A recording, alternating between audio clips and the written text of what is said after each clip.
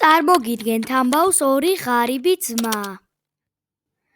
იყო ორი ღარიბი ძმა, ისინი ძალიან გაჭირვებანი იყვნენ. საჭმლის ფულს მათხოვრობით შოულობდნენ. ამის გამო ყველა დასცინოდა და აბუჩად იგდებდა. ეს ყველაფერი ძალიან ყერში ამოუვიდა ძმებს. ერთმა თქვა, რამე უნდა მოვიფიქროთ, რომ აღარ ვიმათხოვროთ. და თავში მაგარი აზრი მოუვიდა. მოდი ლიმნის წვენებს გავყიდი. ეს იდეა თავის ძმას უამბო. კარგი აზრია, უთხრა ძმამ. მათ მართლაც დაიწყეს ლიმნის წვენების გაყიდვა.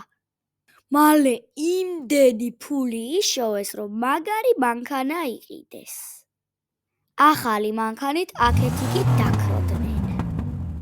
ორ ძმას, ვინც მასხარად იგდებდა, ისევ ელოდნებოდნენ, რომ დაეცინათ ძმებისთვის. რაღაც არ ჩანს, ალბათ დღეს არ მათხოვრობს, და ძმებიც გამოჩნდნენ.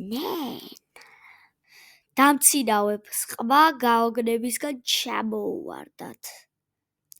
ანდაზა, მათხოვრობა ვერგიშველი სამუშაო დაიწყეო. ავტორი ტატო ზუ, გამომიწერე.